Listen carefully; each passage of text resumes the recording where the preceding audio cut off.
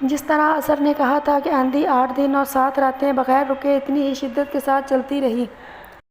پہلے حلے میں لوگ آندھی کے زور سے مارے گئے، جو چھپ گئے تھے وہ بھی مشکل بچے، مگر وہ کب تک اپنی جگہ بیٹھتے جو جیسا ہی اٹھا آندھی کی لپیٹ میں آ کر مارا گیا۔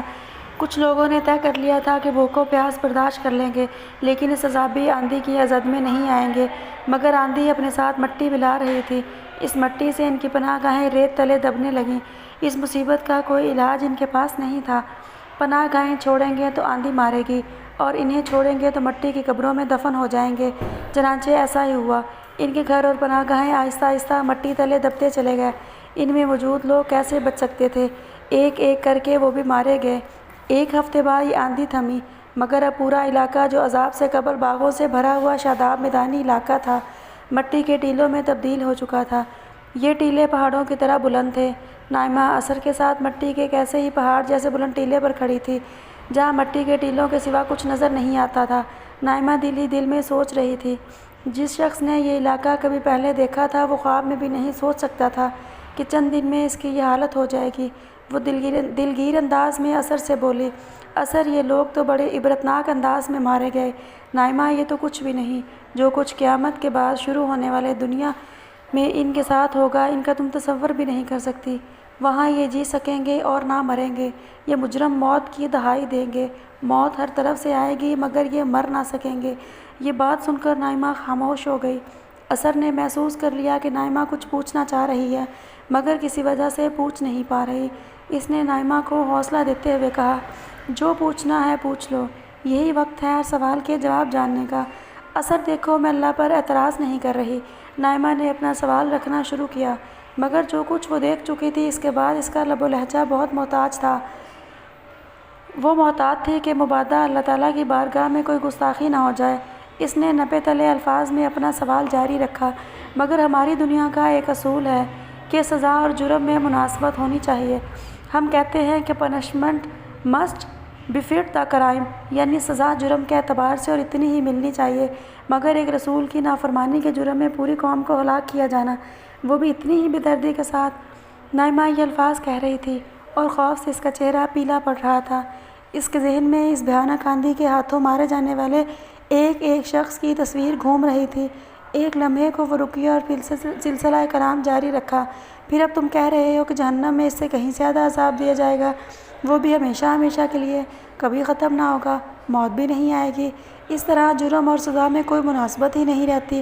150 برس کی مختصر زندگی کے گناہوں کی محدود مدت تک سزا، وہ بھی اتنی شدید تکالیف سے بھرپور، یہ بات سمجھ میں نہیں آتی۔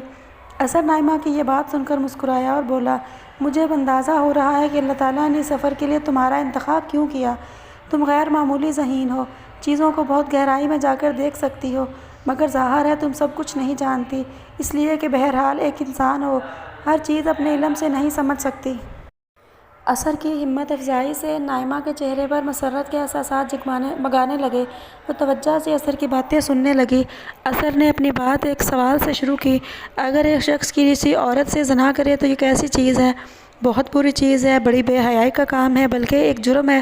نائمہ نے فوراً کہا، مگر پھر کچھ سوچ کر بولی، ہمارے زمانے کی بہت سی اقوام میں یہ نہ تو کوئی برائی ہے اور نہ کوئی جرم۔ فلسفی نائمہ نے ایک دفعہ پھر اپنے ہی جواب میں ایک گرہ لگا دی۔ نائمہ کی بات سن کر اثر نے اپنے سوال کو تبدیل کرتے ہوئے کہا، یہ بتاؤ، کسی شادی شدہ عورت کے ساتھ ناجائز تعلقات قائم کیے جائیں تو یہ کیسا ہے؟ اسے تو ہر جگہ کے لوگ برا ہی جانتے ہیں نا۔ اس دفعہ نائمہ نے سیدھا جواب دیا، ایک غیر شادی شدہ لڑکی کے مقابلے میں شادی شدہ عورت سے ناجائز تعلقات قائم کرنا زیادہ برا ہے، بلکہ مغربی اقوام میں بھی اس کو برا سمجھا جاتا ہے۔ اچھا ایک بات بتاؤ، اور اگر بتاؤ، کوئی شخص اگر اپنی ہی ماں کے ساتھ۔ نائمہ کے چہرے پر کراہیت اور غصے کے اثرات بیک وقت نمودار ہوئے، اور اس نے اثر کی بات بیچ سے کاٹتے ہوئے کہا، یہ تو گھناؤنے پن کی انتہا ہے۔ اب یہ بتاؤ، نائمہ کا یہ جو 3 طرح کا زنا ہے، اپنی نوعیت کے اعتبار سے ایک ہی جرم ہے، یعنی عام عورت سے زنا، کسی شادی شدہ عورت سے زنا اور اپنی ماں سے زنا، یہ تینوں ایک ہی جرم ہے۔ تمہارے اپنے اصول کے مطابق جو تم نے تھوڑی دیر پہلے بیان کیا کہ سزا جرم کے اعتبار سے اور اتنی ہی ملنی چاہیے، اس اصول کے مطابق 3 معاملات میں جرم ایک ہی ہے، لہٰذا اس کی سزا تینوں معاملات میں ایک ہی جیسی ہونی چاہیے۔ نہیں، نائمہ نے فوراً اثر کی تردید کر دی۔ یہ تو کامن سینس کی بات ہے کہ تینوں کی سزا مختلف ہونی چاہیے۔ نائمہ یہی وہ بات ہے جو تم نہیں سمجھ سکی تھی۔ جرم کی سزا کا انحصار اگر اس بات پر ہوتا کہ سزا جرم کے مطابق ہو تو اس پر بھی ہوتا کہ وہ جرم کس کے خلاف ہو رہا ہے، جیسا کہ اس مثال سے واضح ہے کہ ایک عام عورت کے ساتھ زنا اور اپنی ماں کے ساتھ زنا کی الگ الگ سزا ہونی چاہیے۔ سزا کا انحصار جرم کی نوعیت پر ہی نہیں بلکہ اس پر بھی ہوتا ہے کہ جرم کس کے خلاف کیا گیا۔ اب سمجھ لو کہ رسولوں کی اقوام کو اگر صفحہ ہستی سے مٹا دیا جاتا ہے جو تمہیں بہت بڑی سزا لگتی ہے، یہ جہنم کی سزا جو تمہارے خیال میں بڑی سزا ہے، یہ دراصل اللہ تعالیٰ کے خلاف سرکشی کا بدلہ ہے۔ اثر کی بات سن کر نائمہ سر ہلاتے ہوئے بولی، چلو سخت سزا والی بات میں مان لوں، مگر کسی جرم کا بدلہ ابدی سزا کے طور پر دینے والی بات سمجھ میں نہیں آتی۔ یعنی یہی تمہارا مسئلہ ہے نائمہ، ابدی جہنم کسی جرم کا بدلہ نہیں ہے۔ اثر نے کسی جرم کے الفاظ پر زور دیتے ہوئے اپنی بات جاری رکھی۔ ابدی جہنم ایک لامحدود طور پر طاقتور ہستی کے خلاف جان بوجھ کر بغاوت کرنے کا نتیجہ ہے۔ یہ جان بوجھ کر شرک کرنے اور ان کی تمام تر غلطی واضح ہو جانے کے باوجود اس پر قائم رہنے کا نتیجہ ہے کہ کسی انسان کے خلاف ہونے والے جرم کی سزا نہیں بلکہ اس عظیم ہستی کے خلاف بغاوت کا بدلہ ہے جو بے حد طاقتور بھی ہے اور انسانوں کا عظیم ترین محسن بھی۔ تمہاری بات سمجھ میں آ رہی ہے اثر، مگر اس منطق کا کیا کروں جو کہتی ہے کہ محدود زندگی میں کیے گئے جرم کی سزا لامحدود وقت تک نہیں ہونی چاہیے۔ نائمہ نے سر پر ہاتھ مار کر کہا تو اثر مسکرانے لگا۔ تو تم منطق پڑھنا چاہ رہی ہو؟ ٹھیک ہے تو سنو۔ اگر منطق یعنی لاجک یہ کہتی ہے کہ محدود وقت میں کیے گئے جرم کی سزا لامحدود نہیں ہونی چاہیے تو یہی منطق یہ بھی کہتی ہے کہ لامحدود ہستی کے خلاف کیے گئے جرم کی سزا لامحدود ہونی چاہیے۔ اثر کی بات پر نائمہ نے اس بات میں سر ہلا دیا۔ ہاں، ہم انسان بھی چند منٹ میں کی جانے والی چوری کی سزا کئی برس دیتے ہیں۔ یہ بھی فلسفہ سزا و جزا کا ایک پہلو ہے کہ سزا جرم کے اثرات کے حساب سے دی جاتی ہے نہ کہ وقت کے لحاظ سے، مگر ایک دوسرے زیادہ اہم پہلو کی طرف توجہ دلا رہا ہوں، وہ یہ کہ جرم جس وقت اللہ تعالیٰ کے خلاف کر دیا جائے تو معاملہ انتہائی سنگین ہو جاتا ہے۔ اثر اپنی بات کی وضاحت کے لیے سورج کی طرف اشارہ کرتے ہوئے بولا، تمہیں معلوم ہے سورج میں جو آگ دہک رہی ہے اس میں کتنی گرمی ہے؟ اس کی گرمی کی تپش تو کروڑوں ڈگری تک ہے۔ اور یہ بتاؤ کہ تمہاری زمین کا درجہ حرارت کتنا رہتا ہے؟ زیادہ سے زیادہ 40 یا کسی صحرا میں بہت ہوا تو 50، اس سے اوپر انسان نہیں جی سکتے۔ نائمہ کی بات پر اثر نے مسکرا کر کہا، یہ صرف ایک مثال ہے، یہ پوری کائنات یا تو اتنی ہی گرم ہے یا اتنی ہی سرد، مگر دیکھو اللہ نے کس طرح توازن قائم رکھا۔ انسان کا وجود اس جیسی لاکھوں کروڑوں نعمتوں کا مرہون منت ہے جو اس کے مالک نے اسے بلا استحقاق عطا کی ہیں۔ ہونا تو یہ چاہیے تھا کہ اس آخری درجے کے محسن کے سامنے لوگ سراپا شکر بن جاتے، مگر اس کی بجائے اگر اس کے ناپسندیدہ ترین کام یعنی شرک اور اس کے خلاف بغاوت کا ارتکاب کر دیا جائے، سچ واضح کر دینے کے بعد بھی جرم عظیم پر قائم رہا جائے تو بتاؤ اس کی سزا کیا ہوگی؟ وہ نائمہ کے جواب کا انتظار کیے بغیر بولا، ویسے یہ بتاؤ کہ اللہ تعالیٰ کے احسانات کے بدلے میں تم لوگ انہیں کیا دیتے ہو؟ ہم تو سوائے ناشکری اور احسان فراموشی کے اللہ کو کچھ بھی نہیں دیتے۔ نائمہ نے سر جھکا کر کہا، اس کے سامنے اس کے ماضی کی پوری زندگی کا نقشہ گھوم رہا تھا، مگر ساتھ ہی ایک بات ذہن میں آئی جو اس نے جڑ دی۔ لوگ کہتے ہیں کہ ہم نے تو اللہ سے یہ سب کچھ نہیں مانگا تو وہ ہم سے ان نعمتوں کا بدلہ کیوں مانگ رہا ہے؟ اللہ کسی نعمت کا بدلہ نہیں مانگ رہا، وہ صرف یہ کہہ رہا ہے کہ احسان ناشناسی مت کرو۔ مگر محترمہ، یہ کس نے کہا کہ انسان یہ سب کچھ نہیں مانگتا؟ انسان نے یہ سب کچھ اللہ سے خود مانگا ہے، اس نے اسے امتحان کی اسکیم میں اترنے کی خود فرمائش کی ہے۔ یہ شاید قرآن میں لکھا ہوگا، مگر کوئی ملحد تو قرآن کی بات نہیں مانے گا۔ بے شک یہ قرآن میں بیان ہوا ہے، اور یہ بھی ٹھیک ہے کہ کوئی ملحد قرآن کی بات نہیں مانے گا، مگر ایسا کرو کہ آئندہ جب کوئی ملحد تم سے یہ بات کرے تو اس سے جواب میں کہنا کہ اگر تم نے یہ سب نہیں مانگا اور اس کی ضرورت نہیں تو خدا کا احسان اٹھانے کی کوئی ضرورت نہیں، اس کے سارے احسان فوراً واپس کر دو، ہاتھ پاؤں کاٹ کر پھینک دو، اپنی آنکھیں نکال پھینکو، کانوں میں تیزاب ڈال دو، زبان کو چھری سے کاٹ دو، بلکہ زندگی ہی واپس کر دو۔ نائمہ اثر کی بات پر ہنستے ہوئے بولی، ایسا کوئی بھی نہیں کرے گا، مگر اثر نہ ماننے والے بہت ڈھیٹ ہوتے ہیں، وہ یہ کہیں گے کہ یہ سب خود بخود ہو گیا اور یہ اندھے مادے کی کار فرمائی ہے جو اربوں انسانوں کے ارتقائی عمل سے گزر کے اس جگہ پہنچ گیا ہے۔ نائمہ، یہ 19ویں صدی کی سائنسی دریافتوں کا نتیجہ فکر ہے۔ 20ویں صدی کی سائنسی دریافتوں نے مادے اور کائنات کے ازلی ہونے کے سارے تصورات باطل کر دیے ہیں۔ مادہ نہ ازلی ہے اور نہ کائنات کی آخری حقیقت ہے، مگر اس علمی بحث کو چھوڑ کر یہ بتاؤ کہ اتفاقات ایک آدھ ہونے والے خلاف معمول چیز کو کہتے ہیں۔ جبکہ یہاں ہر چیز کی بناوٹ انسان کے وجود سے لے کر زمین پر موجود زندگی کو برقرار رکھنے والے حالات یعنی لائف سپورٹنگ سسٹم تک کوئی چیز اتفاقی نہیں، بلکہ صاف طور پر ایک منصوبہ ساز ہستی کی گواہ ہے۔ یہاں ہر جگہ ہر چیز میں خالق کا ارادہ صاف نظر آتا ہے۔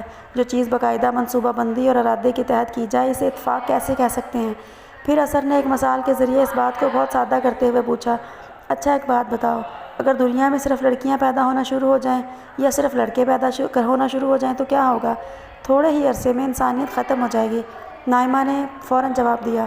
اثر نے پوچھا، اب یہ بتاؤ دنیا میں مرد و عورت کا تناسب کتنا ہے؟ تھوڑے سے فرق کے ساتھ 50-50۔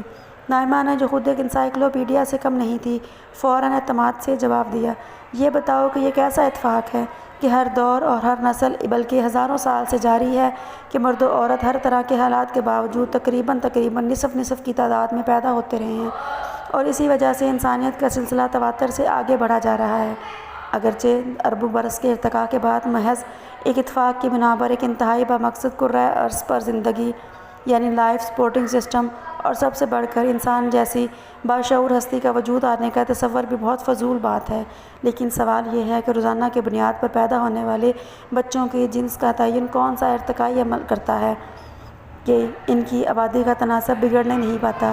اس کے لیے تو ضروری ہے کہ خالق پیدا ہونے والے بچوں کی تعداد میں مرد و عورت کے تناسب کو کنٹرول کرے۔